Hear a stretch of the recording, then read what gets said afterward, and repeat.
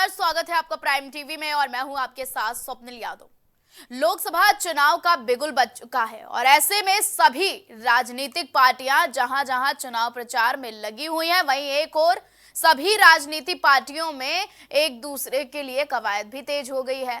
जीत की जो दावेदारी है उसके लिए प्रचार प्रसार चल रहा है। वहीं उत्तर प्रदेश के मुख्यमंत्री योगी आदित्यनाथ का तूफानी दौरा लगातार जारी है।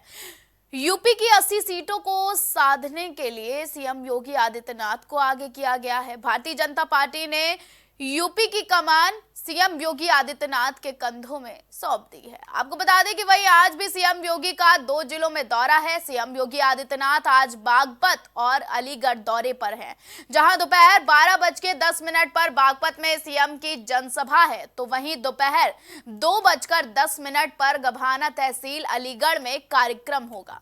आपको बता दें कि कल शुक्रवार को सीएम योगी आदित्यनाथ का बागपत दौरे पर रहेंगे, जहां सुबह 11 बजे बागपत मुख्यमंत्री पहुंचेंगे। उनका कार्यक्रम गेटवे इंटरनेशनल स्कूल के ग्राउंड में होगा। साथ ही में गठबंधन दल आरएलडी राष्ट्रीय अध्यक्ष जयंत चौधरी भी मौके पर मौजूद होने वाले हैं और एनडीए प्रत्याशी राजकुमार सागवान का प्रचार करेंगे। सीएम योगी आदित्यनाथ बागपत पहुंचकर जनता से अपील करेंगे कि इस बार मोदी जी का जो नारा है 400 पार, उनको जीत हासिल कराएं। ऐसे में कार्यक्रम में 30,000 लोगों के पहुंचने की संभावना भी जताई जा रही है। तो इसी खबर पर ज्यादा अपडेट के लिए हमारे साथ बागपत से रोशन कुमार फोन लाइन पर जुड़ चुके हैं। रोशन, जानना चाहेंगे कि बागपत दौरे पर है, क्या कुछ तैयारियां चल रही हैं सीएम के आगमन को लेकर बागपत में? हाँ जी, मैं आपको बता दूं, आज जो है सूबे के मुखिया योगी आदित्यनाथ और जयंत चौधरी एक साथ मंच साझा करेंगे। विजय संक्रांत रैली का आज जो है यहाँ आयोजन किया जाएगा। गेटवे इंटरनेशनल स्कूल में पूरी तैयारियां कर ली गई हैं। पुलिस प्रशासन और बीजेपी कार्यकर्ता लगातार तैयारियों में जुटे हैं और करीब 12:10 पर हेलीकॉप्टर उनका जो है पुलिस लाइन में उतरेगा, जिसके बाद वो जो है गेटवे स्कूल में पहुंचेंगे और कार्यकर्ताओं से मुलाकात करेंगे और जनसभा को जो है संबोधित करेंगे। यहाँ से जो है गठबंधन के प्रत्याशी हैं राजकुमार सागवान, उनके समर्थन में आज ये रैली होने जा रही है। एक साथ प्रदेश में पहली बार मुख्यमंत्री योगी आदित्यनाथ और आरएलडी के राष्ट्रीय अध्यक्ष जयंत चौधरी एक साथ मंच साझा करेंगे। जी रोशन, पहले चरण का चुनाव बेहद नजदीक है, तो ऐसे में आज बागपत का दौरा है। सीएम योगी आदित्यनाथ के प्रबुद्ध सम्मेलन में कितने लोगों के आने की संभावना जताई जा रही है और क्या कुछ व्यवस्था रखी गई है कार्यक्रम स्थल की? बिल्कुल, गेटवे इंटरनेशनल स्कूल में जो है यह कार्यक्रम आयोजित किया जा रहा है। भव्य यहाँ रैली का यह जो जनसभा होगी इसका आयोजन करा गया है और लगभग 10 से 15 हजार लोग यहाँ पहुंचने की संभावना जताई जा रही है और उनके साथ जो एक स्थानीय नेता मौजूद रहेंगे और यहाँ बीजेपी और आरएलडी कार्यकर्ताओं में उत्साह देखने को मिल रहा है और इस जो जनसभा को लेकर जो है कार्यकर्ताओं में खुशी का माहौल है और पश्चिम में जो है यह चुनाव साधने को लेकर एक विशेष जो रैली की जा रही है। ज्यादा जानकारी हमारे दर्शकों तक पहुंचाने के लिए रोशन, बहुत बहुत धन्यवाद।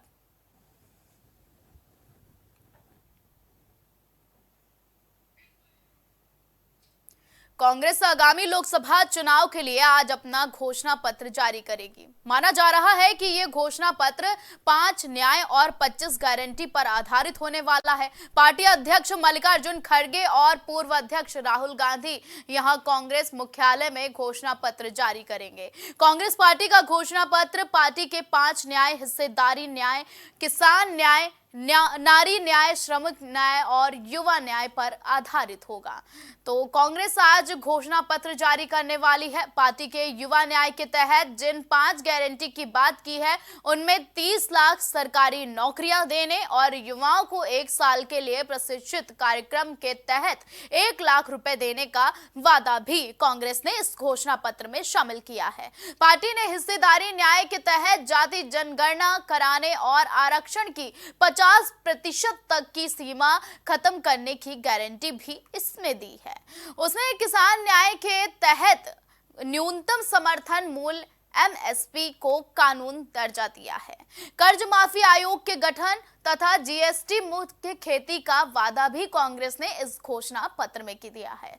तो आज कांग्रेस घोषणा पत्र जारी करने वाली है और इस घोषणा पत्र में 5 न्याय और 25 गारंटी पर फोकस होने वाला है। घोषणा पत्र में मल्लिकार्जुन खड़गे, प्रियंका गांधी, राहुल गांधी और अन्य कांग्रेस के दिग्गज नेता शामिल होने वाले हैं। तो ऐसे में युवा न्याय के तहत जिन जिन रणनीतियों को कांग्रेस ने अपने घोषणा पत्र में शामिल किया है, इससे एक तरफ जहां चुनावी बयार चल रही है, तारीखों का ऐलान हो चुका है और पहले चरण का चुनाव बेहद नजदीक है। ऐसे में कांग्रेस का घोषणा पत्र क्या असर दिखाएगा ये तो वक्त ही बताएगा, लेकिन आज कांग्रेस अपना घोषणा पत्र जारी कर सकती है। कांग्रेस आगामी लोकसभा चुनाव के लिए आज अपना घोषणा पत्र जारी करने वाली है। वहीं माना जा रहा है कि ये घोषणा पत्र 5 न्याय और 25 गारंटी पर आधारित होगा।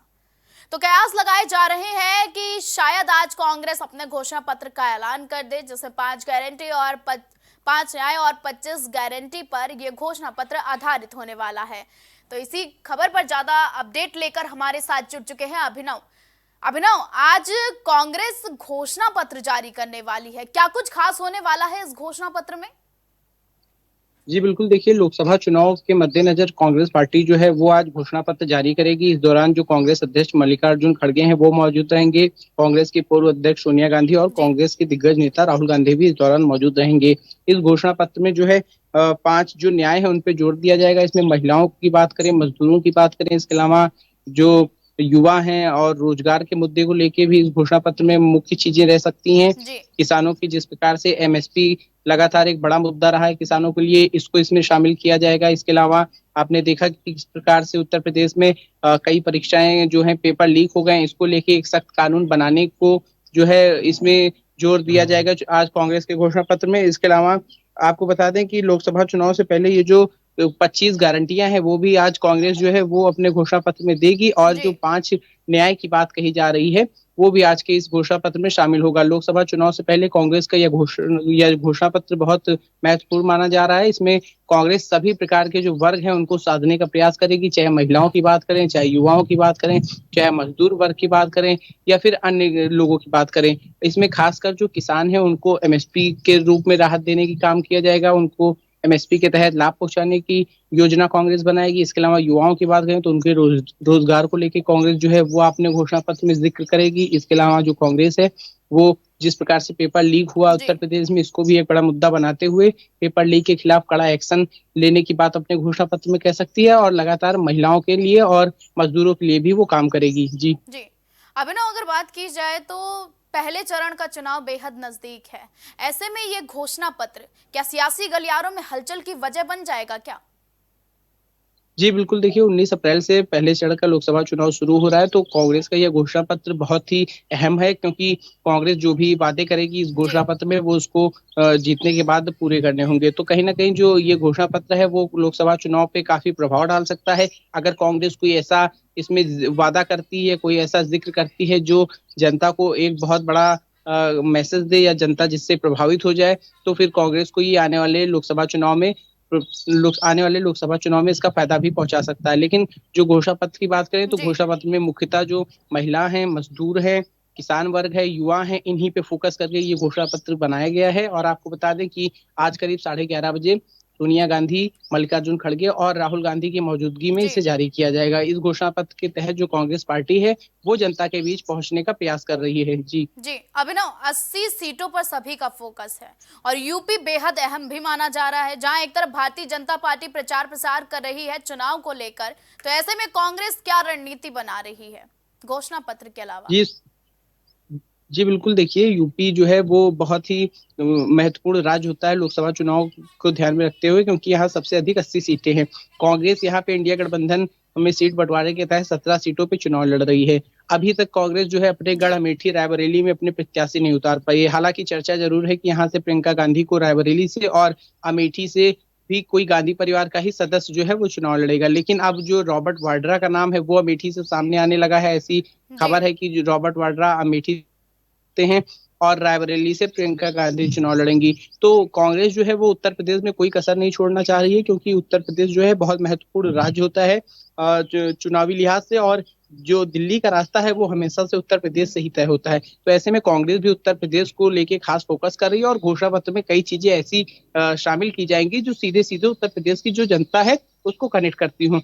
क्योंकि उत्तर प्रदेश की जनता जब तक कांग्रेस को साथ नहीं देगी जी। तो उसके लिए सत्ता में आना बेहद मुश्किल होगा, क्योंकि उत्तर प्रदेश एक ऐसा राज्य है जहां से अधिकांश सीटें जो है वो लोकसभा की जाती है, और यहीं से जो है सबसे ज्यादा जो सरकारें बनती बिगड़ती है वो भी उत्तर प्रदेश से ही है। तो उत्तर प्रदेश में से कांग्रेस को भी बहुत आस है। हालांकि 17 सीटों पे ही इस बार कांग्रेस चुनाव लड़ रही है, जी। लेकिन देखने वाली बात है इन 17 सीटों में भी कितनी सीटें जो कांग्रेस है वो जीत पाती है। जी अभिनव, अगर बात करें तो 11 सीटें अभी शेष रह गई हैं जिन पर अभी सभी दलों ने अपने प्रत्याशियों के नाम घोषित नहीं किए हैं। ऐसे में रॉबर्ट वाड्रा का नाम सामने आ रहा है, तो राहुल गांधी इस बार कहां से चुनाव लड़ने वाले हैं, जनता अब जानना चाहेगी। तो क्या कुछ कयास लगाए जा रहे हैं पार्टी की ओर से?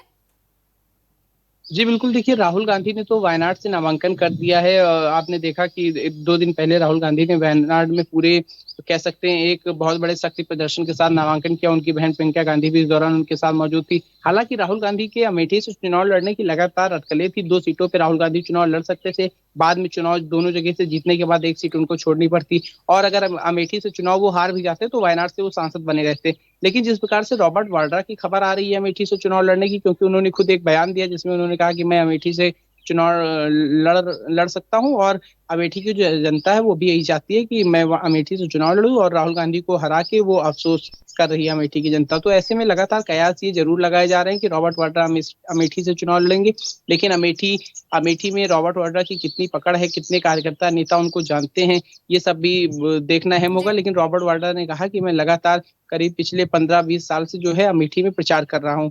तो रॉबर्ट वाड्रा ने जो अपनी इच्छा है अमेठी से चुनाव लड़ने की वो जाहिर कर दी है। अब देखने वाली बात है कांग्रेस आलाकमान क्या उनको अमेठी से चुनाव लड़ने देगा, क्योंकि अमेठी और रायबरेली जो है कांग्रेस के लिए प्रतिष्ठा का सवाल रहा है। और पिछली बार जिस प्रकार से स्मृति ईरानी जी। ने राहुल गांधी को यहाँ से चुनाव हरा दिया था, तो उसके बाद काफी कांग्रेस पार्टी की कह सकते हैं इमेज खराब हो गई थी, और रायबरेली जो सीट है वही मात्र यूपी में इकलौती सीट जीत पाई थी कांग्रेस। अब देखने वाली बात है इस बार कांग्रेस क्या कुछ बेहतर कर सकती है 2024 के लोकसभा चुनाव में।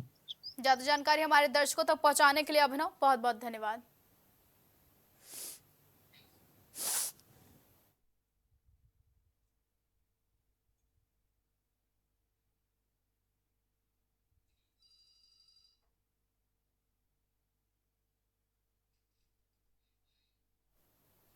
रमजान के आखिरी जुमे यानी अलविदा जुमे की नमाज आज देश भर में सभी मस्जिदों में अदा की जाएगी। इसको लेकर मस्जिद प्रबंधन और प्रशासन ने देश के सभी मस्जिदों में सुरक्षा के पुख्ता इंतजाम कर दिए हैं। दिल्ली की जामा मस्जिद में अलविदा जुमे की नमाज पढ़ने के लिए बड़ी संख्या में लोग पहुंच रहे हैं। इसके अलावा लखनऊ शहर की मस्जिदों में हजारों की संख्या में लोग नमाज अदा करने के लिए पहुंच रहे हैं। रमजान के आखिरी जुमे पर मस्जिद प्रबंधन ने लोगों को सुविधाओं को लेकर तमाम तैयारियां भी की हैं। यूपी सरकार के पहले बार इस बार निर्देश जारी कर दिए गए हैं कि किसी भी तरह सड़कों पर किसी तरह का धार्मिक आयोजन या सड़कों पर नमाज नहीं होगी।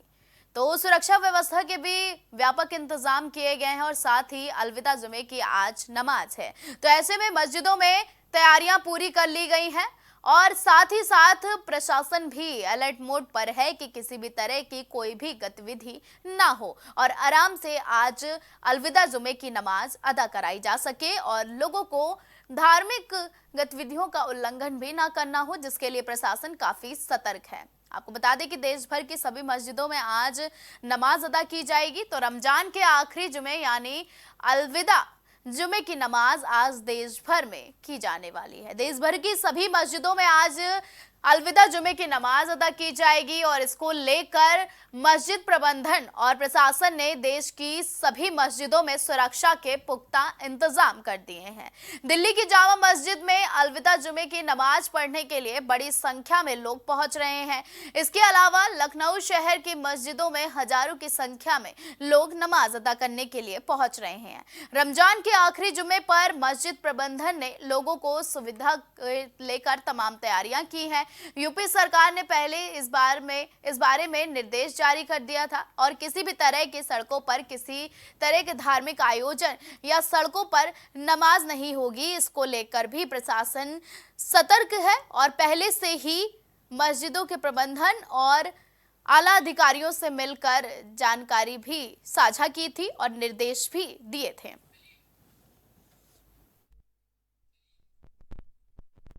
तो ज्यादा जानकारी लेकर हमारे साथ कलीम जुड़ चुके हैं। कलीम, आज अलविदा जुमे की नमाज है, ऐसे में क्या कुछ तैयारियां देखने को मिल रही हैं लखनऊ में?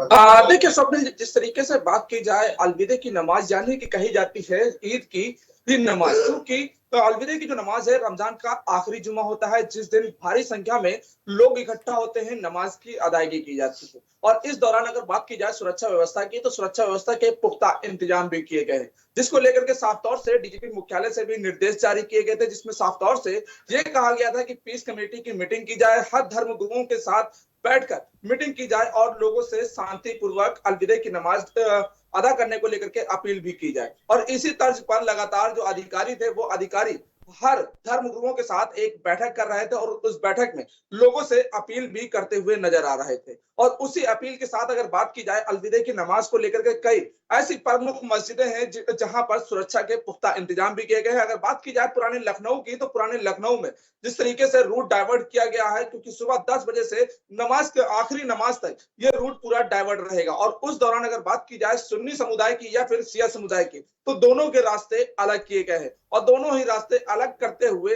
दोनों लोग अपनी अपनी मस्जिदों में जाकर नमाज की अदायगी करेंगे। और इस दौरान अगर सुरक्षा व्यवस्था की बात करें, तो सुरक्षा व्यवस्था को लेकर के जिस तरीके से पेट्रोलिंग की जा रही है, पेट्रोलिंग करने के साथ हर संदिग्ध पर निगाह रखी जा रही है, क्योंकि जिस तरह से अलविदे की नमाज में भारी संख्या में लोग इकट्ठा होते हैं, उस दौरान जो अराजक तत्व हैं वो भी काफी सक्रिय नजर आते हैं, तो उनको भी लगातार चिन्हित किया जा रहा है और लोगों से इन अराजकता जो है उनको चिन्हित करने की अपील भी की गई। तो इसके साथ अगर बात की जाए सोशल मीडिया अकाउंट, क्योंकि जिस तरीके से आज का समय सोशल मीडिया अकाउंट पर भड़काऊ पोस्ट तेजी से वायरल होती है और उसके बाद जो माहौल की स्थिति है वो बिगड़ती है, तो उसको लेकर के सोशल मीडिया पर भी खासतौर से निगाह बनाई जा रही है। क्योंकि फिर चाहे बात की जाए मुख्यालय से पूरे यूपी में सोशल मीडिया पर निगाह बनाने को लेकर के, या फिर लखनऊ पुलिस की अगर बात की जाए, क्योंकि लखनऊ पुलिस में भी पूरी तरीके से एक टीम बनाई गई है जो सोशल मीडिया पर पूरी तरीके से निगरानी कर रही है और हर जो संदिग्ध एक्टिविटी उसमें दिखाई देती है उसके खिलाफ भी कार्रवाई की जाती है। तो इसको लेकर के भी साफ तौर से लोगों से अपील की गई है और लोगों को